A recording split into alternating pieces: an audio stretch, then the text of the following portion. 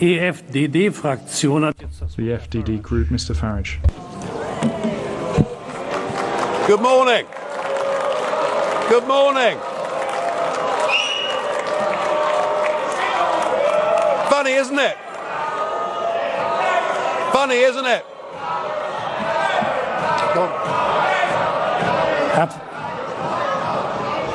Thank you very much for that very warm welcome. Farage. How things have changed. Eine Sekunde bitte. Just a second, Mr. Farage. Kolleginnen und Kollegen, Ladies and gentlemen, eine große Qualität der Demokratie one ist, major quality of democracy is that you listen deren Meinung man nicht to those, even if you don't share their opinion. Well, thank you, Mr. Schulz. Isn't it funny? You know, when I came here 17 years ago, and I said that I wanted to lead a campaign to get Britain to leave the European Union, you all laughed at me. Well, I have to say, you're not laughing now, are you? And the reason you're so upset, the reason you're so angry, has been perfectly clear from all the angry exchanges this morning. You, as a political project, are in denial. You're in denial that your currency is failing. You're in denial. Well, just look at the Mediterranean. No. As a policy to impose poverty on Greece and the rest of the Mediterranean, you've done very well.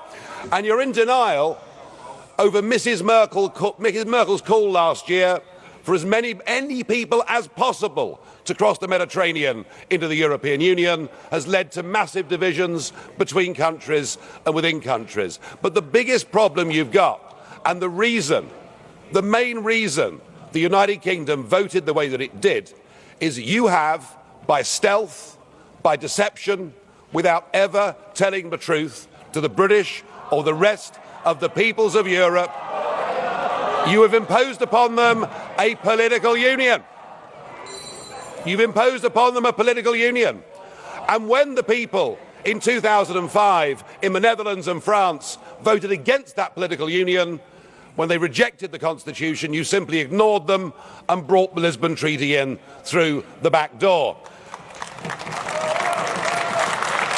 What happened last Thursday was a remarkable result. It was indeed a seismic result, not just for British politics, for European politics, but perhaps even for global politics too, because what the little people did, what the ordinary people did, what the people who have been oppressed over the last few years and seen their living standards go down, they rejected the multinationals, they rejected the merchant banks, they rejected big politics, and they said, actually, we want our country back.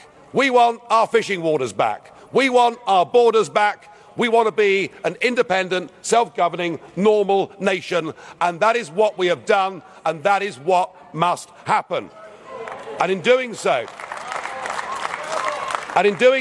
we now offer a beacon of hope to Democrats across the rest of the European continent. I'll make one prediction this morning. The United Kingdom will not be the last member state to leave the European Union. So the question is, what do we do next? Now, it is up to the British government to invoke Article 50. And I have to say that I don't think we should spend too long in doing it. I totally agree, Mr. Juncker, that the British people have voted. We need to make sure that it happens. But what I would like to see is a grown-up and sensible attitude to how we negotiate a different relationship. Now I know that virtually none of you have ever done a proper job in your lives, or worked in business, or worked in trade, or indeed ever created a job. But listen, just listen. Herr Farage, Augenblick. Mr. Farage, just a second. Ladies and gentlemen, I do understand that you're getting emotional, but you're acting like UKIP normally acts in this chamber, so please. Don't imitate them. Mr. Farage, however, I would say one thing to you. The fact that you're claiming nobody has done a decent job in their life, you can't really say that. I'm sorry. No, you're quite right, Mr. Schulz. UKIP used to protest against the establishment, and now the establishment protests against UKIP. So something has happened here. Let us listen to some simple, pragmatic economics. Between us, between your countries and my country, we do an enormous amount of business in goods and services. That trade is mutually beneficial to both of us. That trade matters. If you were to decide to cut off your noses, to spite your faces, and to reject any idea of a sensible trade deal, the consequences would be far worse for you than it would be for us. And even no deal is better for the United Kingdom than the current rotten deal that we've got. But if we were to move to a position where tariffs were reintroduced on products like motor cars, then hundreds of thousands of German workers would risk losing their jobs.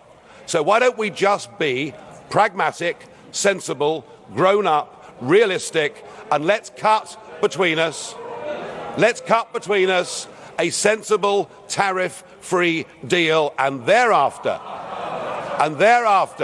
recognise that the United Kingdom will be your friend, that we will trade with you, we will cooperate with you, we will be your best friends in the world. But do it sensibly, and allow us to go off and pursue our global ambitions and future. Thank you.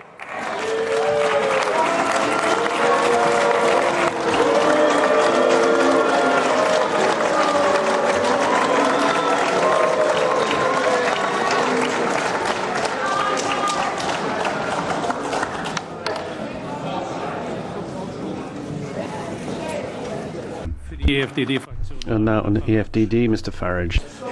The London stock market's rallying strongly this morning. It is now 12% up since its February lows. Sterling is weak, but then it started declining from July 2014. And the Prime Ministers of Australia and New Zealand are now vying for who can be the first country from outside the EU to do a trade deal with the United Kingdom. Things are looking pretty good. The only upheaval is political upheaval, where we've seen a Prime Minister resign, and indeed the British Commissioner, Lord Hill, resign. They've both done so, I think, for the right reasons. You never know, we may be getting rid of a Labour Party leader as well. But upheavals in politics can actually be a very healthy and a very good thing. And I got into politics because our political class in Britain led us towards a European political project. So if that result last week sweeps a few of them away, so be it. But I am looking forward next year to celebrating our Independence Day on June the 23rd.